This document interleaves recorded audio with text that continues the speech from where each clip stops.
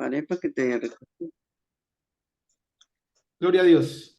Entonces, hermanos, pensando en un mundo de tantos afanes terrenales y poco ánimo frente a las cosas de Dios, quizás esta pregunta, ¿es pecado no congregarse? Resulta una batalla interna en el corazón de muchos cristianos, cuyos corazones aún no se han definido por completo. En la vida aprendemos que no solo hablamos con nuestras bocas, sino también con nuestras acciones y aún más con nuestra falta de acción. Recordamos bien las palabras de Josué cuando invitó al pueblo de Israel a que se definiera a quién iban a seguir. Pues por esta razón es necesario que hoy meditemos qué están comunicando nuestras acciones o nuestra falta de acción. Es decir, que hablamos cuando hacemos algo y también hablamos cuando dejamos de hacer algo. Entonces, pensando en este tema, ¿es pecado no congregarse? El primer punto que quiero invitarles a meditar, o el primero y esencial punto que quiero llevarles a meditar es que congregarse definitivamente es un mandamiento de Dios. Pero es un mandamiento de Dios que nos lleva ¿a qué? Bueno, en primer lugar, es un mandamiento de Dios que demuestra lo mucho que amamos a Dios. Por ejemplo, la escritura dice en 1 Juan capítulo 3, versículo 18, hijitos míos, no amemos de palabra ni de lengua, sino de hecho y en verdad. Entonces, cuando pensamos en amar a Dios, necesitamos pensar de que Dios demanda que le amemos con hechos y en verdad. Como lo dice Juan capítulo 14, versículo 15, si me amáis, guardad mis mandamientos. Entonces, un reflejo de que amamos a Dios es que guardamos sus mandamientos. Y eso es hacer algo en hecho y en verdad, como el mismo apóstol en su primera carta nos los dice. También dice el apóstol Juan en 1 Juan capítulo 5 versículo 3, pues este es el amor a Dios. ¿Cuál? Juan, ¿cuál es el amor a Dios? Bueno, que guardemos sus mandamientos. Y sus mandamientos no son gravosos, no son difíciles de llevar. Entonces, pensando en el mandamiento de congregarnos, hay momentos en que vemos que para algunos representa ser una carga. Ah, me toca congregarme. Otra vez a congregarnos. No podemos descansar un domingo. No podemos parar en diciembre. Bueno, aunque el 31 dejémonos de congregar, si cae domingo. Si el 24 cae domingo, bueno, al menos este día dejémonos de congregar. Si el Día de las Madres cae domingo, uy, también tenemos que congregarnos ese día. Y así hacemos de los mandamientos de Dios como si fuesen una carga para nuestras vidas. Pero no, hermanos, los mandamientos de Dios no son una carga para el hombre. De hecho, dice la escritura que no son gravosos. El mismo Cristo nos invita a que en Él es que podemos soltar las cargas. Vengan a mí, los que están trabajados y cargados, y yo os haré descansar.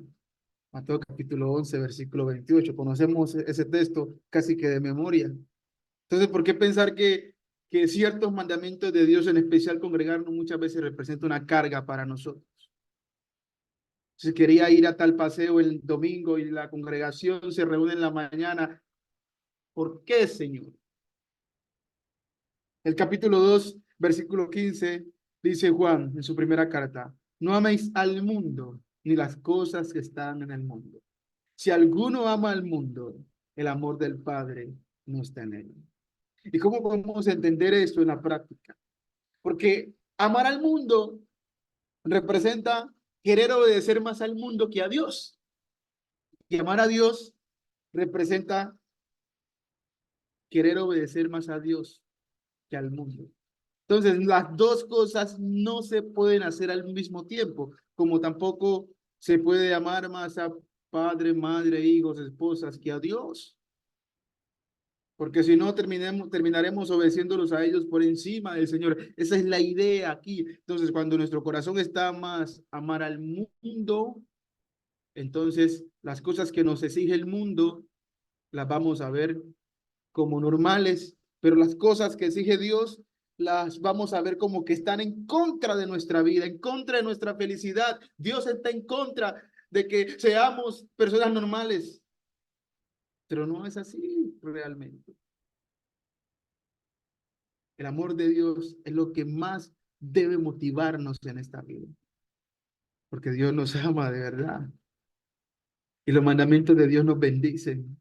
La naturaleza de los mandamientos de Dios son bendecir al hombre, darle dicha al hombre, que el hombre alcance su propósito en esta vida. Entonces, cuando Dios nos manda a congregarnos, es porque Él sabe que allí nosotros vamos a encontrar propósito en el camino de seguir a su Hijo Jesucristo.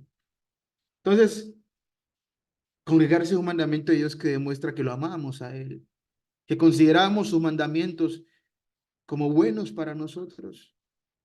También demuestra lo mucho que amamos a nuestros hermanos en la fe, porque a nuestros hermanos en la fe tampoco lo podemos amar solamente de palabra, sino de hecho, en verdad.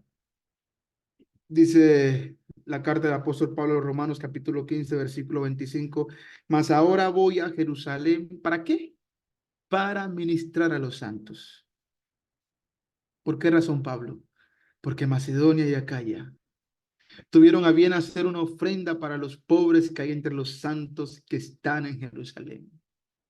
Ahora, para que esta ofrenda se llevara a cabo, se tuvieron que congregar, reunir hermanos, para que se llevara esa expresión de amor para con aquellos santos pobres que estaban en Jerusalén. Dice en 2 Corintios capítulo 8, versículo 4, que los de Macedonia pidiéndonos con muchos ruegos que les concediésemos el privilegio de participar en este servicio para los santos. Para aquellos hermanos era un placer, era una dicha impresionante poder participar con sus ofrendas para que se le pudiera llevar este donativo a aquellos pobres en Jerusalén.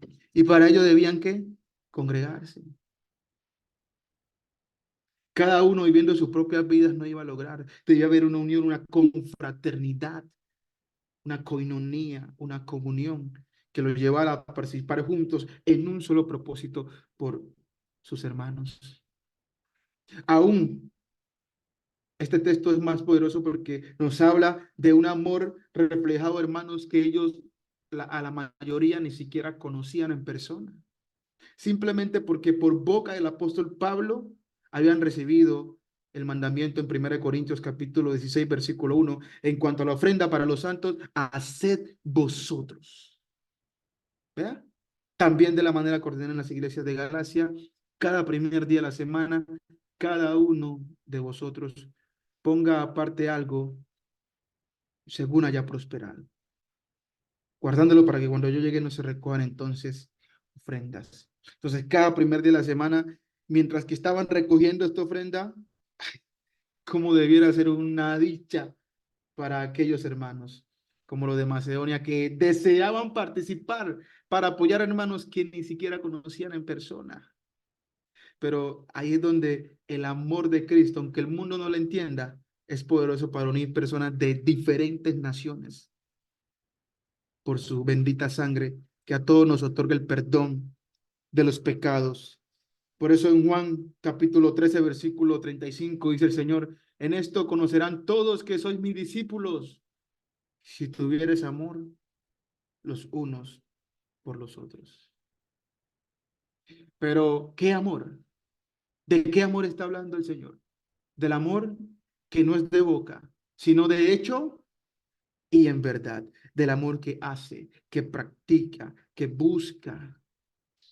Como lo dice la Escritura en Hebreos capítulo 10, versículo 24, y considerémonos unos a otros para estimularnos al amor y a las buenas obras. ¿Y cómo va a suceder eso? Quedándonos en casa, teniendo la congregación y sus reuniones como una carga para nuestras vidas, como algo que estorba nuestra felicidad en este mundo. No, más bien dice la Escritura, no dejando de congregarnos, como lamentablemente algunos tienen por costumbre, sino exhortándonos, animándonos, llenándonos de fe, de motivación, de propósito, de gozo, de alegría, enriqueciendo y fortaleciendo la hermandad. Pero si nos dejamos de congregar, entonces va a ser imposible que el estímulo al amor y a las buenas obras, como quiere Cristo que nos amemos unos a otros, se desarrolle como el Señor lo quiere, no dejando de congregarnos como algunos tienen por costumbre. En su primera carta, capítulo 5 versículo 2 del apóstol Juan dice, en esto conocemos que amamos a los hijos de Dios, es decir, a nuestros hermanos, a los redimidos, a los santos. ¿Cómo? ¿Cómo, Juan? ¿Cómo podemos darnos cuenta que amamos a los hijos de Dios? Cuando amamos a Dios y guardamos sus mandamientos. ¿Cómo cuáles, Juan? No dejando de congregarnos, como algunos tienen por costumbre, sino exhortándonos. Ah, ya entiendo, Juan. Entonces, ¿qué vamos a hacer? ¿Seguiremos amando de palabra o guardando los mandamientos del Señor? La comparación a esto la vemos en 1 Juan capítulo 3 versículo 15, donde dice el apóstol, todo aquel que aborrece a su hermano es homicida. Y sabéis que ningún homicida tiene vida eterna permanente en él. ¿Qué tal que nosotros le digamos a un hermano, pero hermano, usted es un homicida? Un hermano se escandalizará y dirá, tan atrevido hermano, yo no he matado a nadie, ¿cómo que yo soy un homicida? Bueno, entonces usted ¿por qué odia a su hermano? ¿Cómo así hermano? Yo a él no lo odio. Entonces, ¿por qué no se congrega? ¿Ah? Es que aborrecer a nuestro hermano no necesariamente es tener un odio en su corazón. Aborrecemos a nuestros hermanos cuando preferimos más el mundo que estar con ellos, que estar congregados con ellos. Dice en el capítulo 4 versículo 20, si alguno dice yo amo a Dios y aborrece a su hermano, es mentiroso. Veamos la comparación que hace Dios. ¿Podemos amar a Dios y al dinero a la misma vez? No, pero ¿a qué se refiere Dios? Que uno tiene que definirse. Si no estamos haciendo una cosa, si no estamos de lleno con uno, pues, un segundo, hermanos.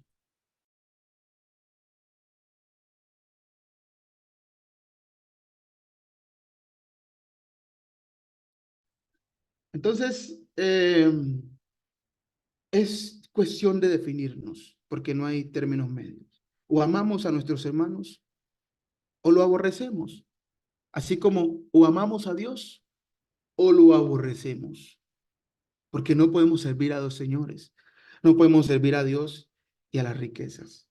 Pues el que no ama a su hermano, sigue diciendo Juan, a quien ha visto, pregunta para todos nosotros, ¿cómo puede amar a Dios a quien no ha visto? ¿Cómo vamos a poder manifestar el amor a Dios si ni siquiera lo hemos visto? Entonces, una señal de que amamos a Dios con todo nuestro corazón es que sus mandamientos los llevemos en práctica con relación a otros hijos de Dios, que son nuestros hermanos en Cristo. Y congregarnos es una muestra de eso.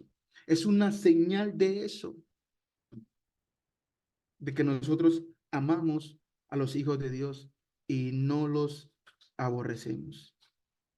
Entonces, eso es congregarse. Es un mandamiento de Dios y que demuestra también lo agradecido que estamos con la gracia de Cristo. Como dice el apóstol Juan en Apocalipsis capítulo 1, versículo 5.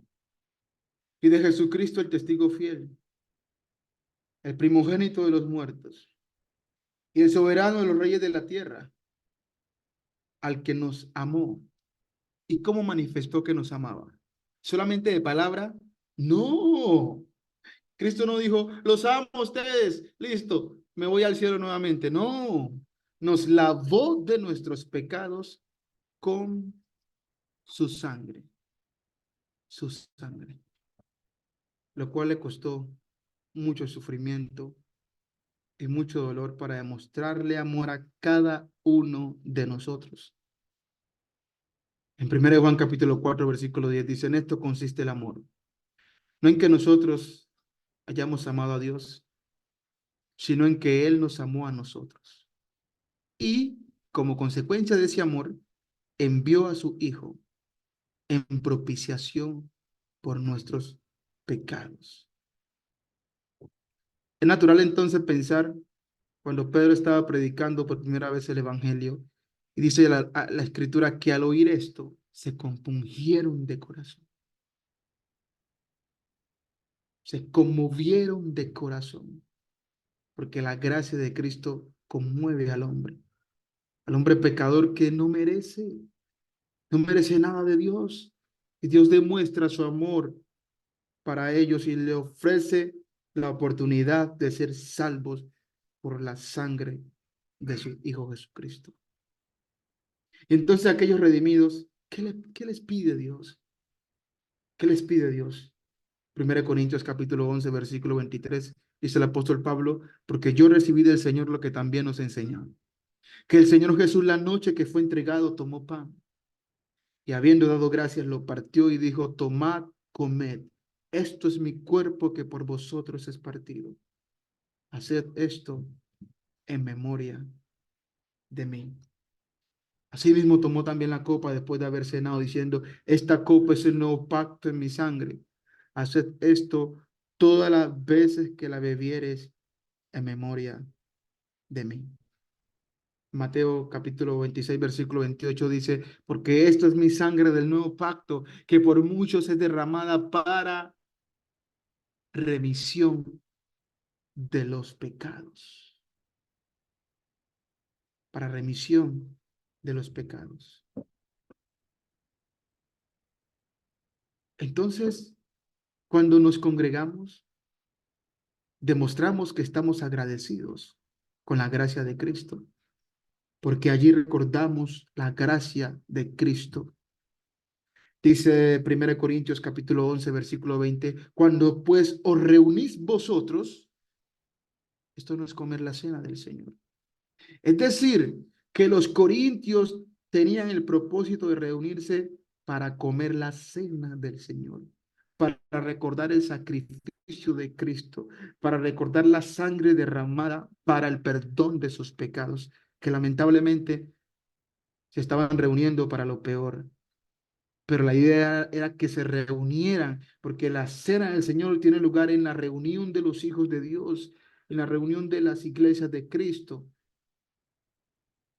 no en las casas de cada uno. Hay que reunirse, hay que salir en pos de Él, hay que salir e ir a su mesa, sentarnos en la mesa del Señor juntos como hermanos a comer del sacrificio de nuestro Salvador. Para eso es necesario congregarnos. Y allí demostramos que estamos profundamente agradecidos por lo que Cristo hizo por nosotros. Entonces, el primer día de la semana no estamos pensando en nosotros, sino que estamos pensando en Cristo Jesús, en nuestro Salvador, y su gracia para con nosotros. Por eso en el versículo 27 dice Pablo, de manera que cualquiera que comiera este pan o bebiera esta copa del Señor indignamente será culpado del cuerpo y de la sangre del Señor. Versículo 29, porque el que coma y bebe indignamente sin discernir el cuerpo del Señor, juicio come y bebe para sí. Si estando congregados y no tenemos en mente el propósito por el cual estamos participando de la mesa del Señor, podemos ser juzgados por el Señor, ¿Cuánto más si nos quedamos en casa, hermanos? ¿Cuánto más si no nos congregamos? Es más, en Hebreos capítulo 10, versículo 29, hace esa pregunta. ¿Cuánto mayor castigo pensáis que merecerá el que pisoteara al Hijo de Dios y tuviere por inmunda qué cosa? La sangre del pacto. Recordemos, esta copa es el pacto en mi sangre. ¿Ve? Esta copa que representa, el jugo de uva que representa, el fruto de la vid que representa, la sangre del nuevo pacto.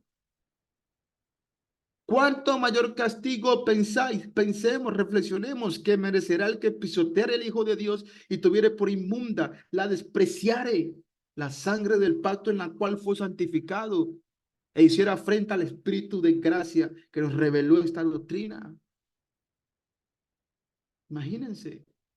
No congregarnos es decir, Cristo, no me importa tu sangre, no me importa tu sacrificio. Para mí me vale nada tu sacrificio. Allá tú si sufriste, como le dijeron los judíos a Judas. Allá usted, a nosotros no nos importa. A veces así le decimos al Señor, allá usted, yo no lo mandé a morir, allá usted. Usted no tenía que morir por mí, yo no lo mandé. No me interesa su sacrificio. Eso le decimos a Dios cuando nos dejamos de congregar, cuando no nos congregamos, cuando por cualquier excusa no nos queremos congregar. Pero para hacer otras cosas, si posponemos, aplazamos, mediamos, estamos conciliando, estamos buscando medios. A veces para otras cosas buscamos dinero prestado para el transporte, por aquí tocamos una puerta y lo otro. Pero para congregarnos, a veces la mínima excusa, se cae un serenito y ya no nos congregamos. Solamente tenemos el pasaje de ida y no tenemos el de vuelta y ya no nos congregamos. Por cualquier excusa, queremos tener por inmunda la sangre del Señor, habiendo conocido y recibido el conocimiento de la verdad. Recordemos que este pasaje está en el contexto de no dejando de congregarnos como algunos tienen por costumbre. Entonces, ¿qué somos cuando no guardamos los mandamientos de Dios? ¿Qué somos? La escritura dice en 1 Juan capítulo 2, versículo 4, el que dice yo le conozco y no guarda sus mandamientos, ¿qué es? Es un mentiroso. Dice, el tal es un mentiroso. Llamándose cristiano, es un mentiroso. Y la verdad no está en él. ¿Y a dónde irán los mentirosos? Apocalipsis 21:8 dice, y todos los mentirosos tendrán su parte en el lago que arde con fuego y azufre, que es la muerte segunda. Y muchas veces estamos pensando simplemente en los mundanos. Examinémonos a nosotros mismos. ¿Qué pasa entonces cuando conocemos la voluntad de Dios y no la hacemos? Dice la escritura en Hebreos capítulo 10, versículo 26, porque si pecaremos voluntariamente después de haber recibido el conocimiento de la verdad, ya no queda más sacrificio por los pecados. ¿Acaso no hemos recibido el conocimiento de la verdad de no dejando de congregarnos? ¿Lo hemos recibido nosotros? Sí, lo recibimos. Y es natural que si nos convertimos a Cristo es para que nuestras vidas cambien y seamos de la familia de los hijos de Dios. Verso 27 dice, ¿cuál? ¿Qué es lo que queda? No queda más sacrificio por los pecados, pero ¿qué queda? Una horrenda expectación de juicio y de borde de fuego que ha de devorar a los adversarios. Si voluntariamente ignoramos los mandamientos de Dios, como congregarnos, entonces, ¿qué esperanza vamos a tener? ¿Cuál es la esperanza que debe haber en nuestro corazón? Esperanza del borde de fuego. Y recordemos que este pasaje es escrito a cristianos. Entonces, una forma de animarnos, Dios, también es con palabras que intenten despertar nuestros sentidos. Porque muchas veces para nosotros mismos somos muy tibios para animarnos unos a otros. Dice Santiago capítulo 4, versículo 17, y al que sabe hacer lo bueno y no lo hace, le es pecado. ¿Quién de nosotros, cristianos, dirá que congregarnos es malo. ¿Congregarnos es malo o es bueno? Seguro todos diremos a una, es bueno. Bueno, hagámoslo, porque si no lo hacemos, nos es pecado. Entonces, ¿qué dice la pregunta? ¿Es pecado no congregarse? Juzguemos por nosotros mismos a través de las Escrituras. Que Dios les bendiga, mis hermanos. Muchas gracias por su atención. Amén. Gracias a Dios. Excelente.